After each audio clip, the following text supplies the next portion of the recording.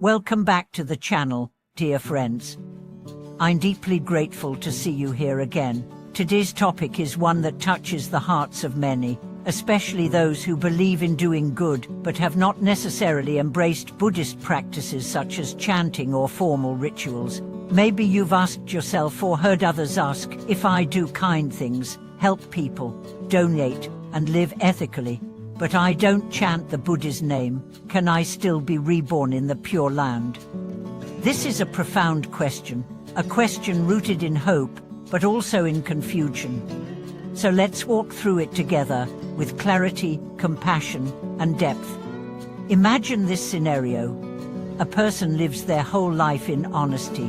They feed the poor, care for their parents, teach children with kindness, and avoid harming any living being. But they never learn to chant Namo Amitabha Buddha. They never participate in Buddhist services. At the moment of death, does such a person reach the Western Pure Land? To answer this, we must dive deep into what the Pure Land really is, not as a physical paradise, but as a state of realization and liberation, made accessible through the vow and merit of Amitabha Buddha. Amitabha vowed that any being who sincerely wishes to be reborn in his land and calls his name with faith and dedication will be welcomed without fear. But what does this mean for someone who does not chant, yet leads a deeply moral life? Let's explore a key passage from the Infinite Life Sutra.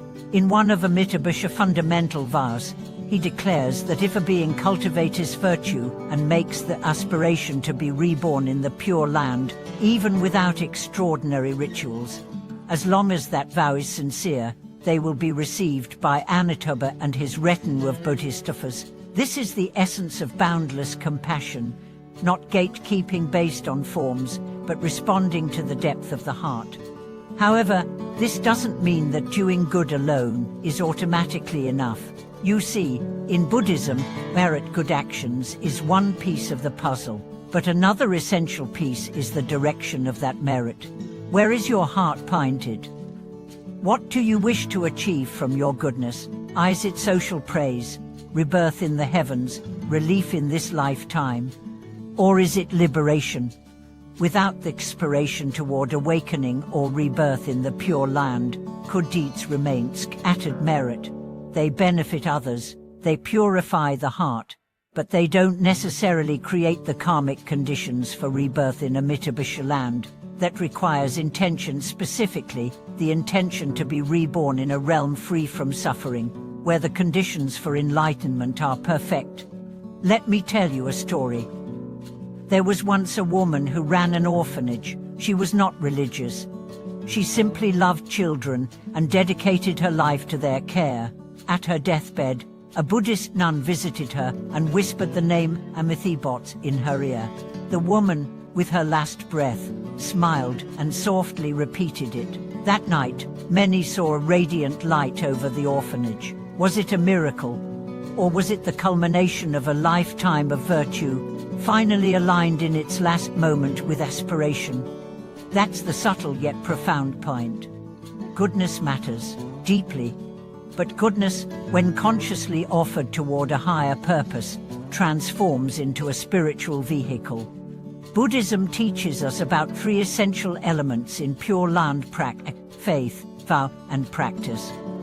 Doing good is a form of practice, but without faith or vow, it may not lead to transcendence. It's like preparing for a journey, packing your bags, buying supplies, but never deciding where you're going. You may have everything ready, but if your heart doesn't point west, you won't reach the Western Land. Still, we should not be discouraged. The gates of the Pure Land are wide open. What matters is not how early you start, but how sincerely you walk. Even if you make the vow in your final breath, it's enough if it comes from the core of your being. Another question often asked is, does chanting without doing good have merit? In truth, both paths are incomplete on their own. Chanting the Buddha's name with a selfish heart lacks compassion.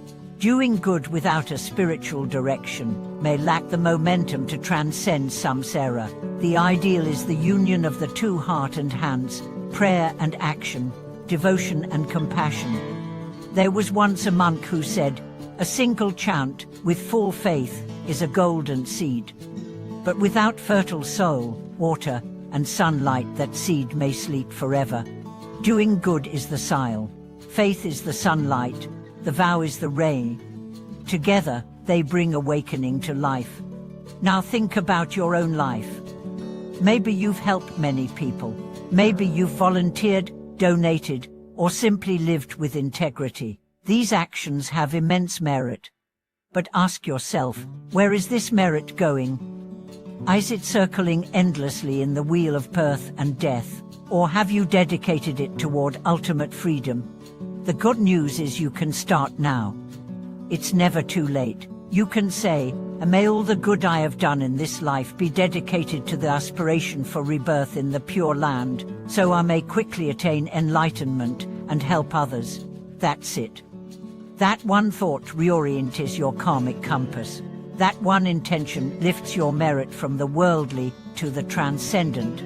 In Buddhist communities, it's common to chant Namo Amitabha Buddha, not just for ourselves, but for others. For the sick, the dying, the lost, because we believe that even one repetition of this name, if heard or felt deeply, can plant the seed of liberation. So don't wait for the perfect moment. Don't wait until you understand everything. Just begin. Begin with your breath. Begin with your wish. Even if you cannot chant long, chant once.